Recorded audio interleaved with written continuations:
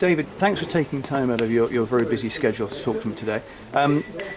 We hear a lot about locker room power, but I'd be interested to know how that translates and applies to the athletes that we see and know about today. Locker room power is about your day-to-day actions, and the player certainly at every level needs to be good enough, technically to play at that level, but then it becomes very psychological. What we're trying to do at Team Bath MCTA is a little bit unusual, which is kind of taking the independent athlete to the next level. And the way we do this is we have independent athlete meetings with the player where the two coaches who work with the player, the physical trainer and the player meet.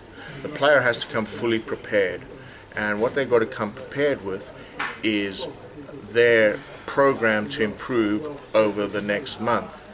And they only allowed to come with two things that they want to improve, because I don't believe that a player can really work effectively on more than two things at a time.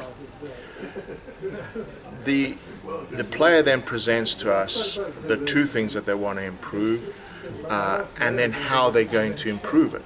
So that means even designing the drills that they think will best help them, and we as coaches will challenge them on these to make sure that they understand clearly how these drills are going to help them, or we can steer them to some slightly better drills for that. They then also have to take a step back and say, how is that going to affect their tennis warm-up? So instead of hitting up and down the middle, if they're working on their backhand cross court, for instance, why not warm up with backhand cross court? So they're immediately getting into working with the thing they want to improve. They also have to say how it's going to adjust their physical warm-up for the practice and incorporate in their physical warm-up certain stretches or exercises that are going to wake up the body to the very things that they want to improve, and then take it back even further into the gym. So obviously their basic skills are taken care of all the time, and you're not going to work all the time on these two things, but in the gym they will also design specific exercises that they believe will help them improve these two things that they're working on.